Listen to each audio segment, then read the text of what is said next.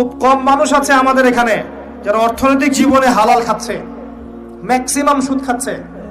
অনেকেই ঘুষ খাচ্ছি আমরা, অনেকেই দুর্নীতি করছি, অনেকে ঠকবাজি করছি, অনেকে মানুষের হক নষ্ট করছি না? কারো রিজিকে যদি একটা টাকা এরকম হারাম চলে আসে, এই রিজিক দিয়ে আল্লাহর ইবাদত করলে ইবাদত কবুল হবে না। খুব সাবধান। নবীজি আগেই বলেছিলেন সাল্লাল্লাহু আলাইহি ওয়াসাল্লাম, যে সুদ খায়, যে সুদ দেয়, যে সাক্ষী থাকে, যে লিখে রাখে, সবাই সমান অপরাধী। দিব্যি আমরা খাচ্ছি।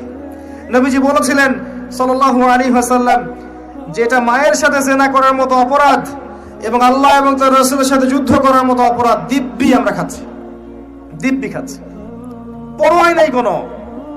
1 দিরহাম সুদ খেলে নবীজি বলেছেন সাল্লাল্লাহু আলাইহি ওয়াসাল্লাম 36 বার জেনার পাপ হয়, 36 বার। দিব্যি খাচ্ছে, কোনো পরোয়া নাই। তবে আলহামদুলিল্লাহ এখন এই কথাগুলো শুনে অনেক মানুষ সুদী কারবার থেকে সরে এসেছে।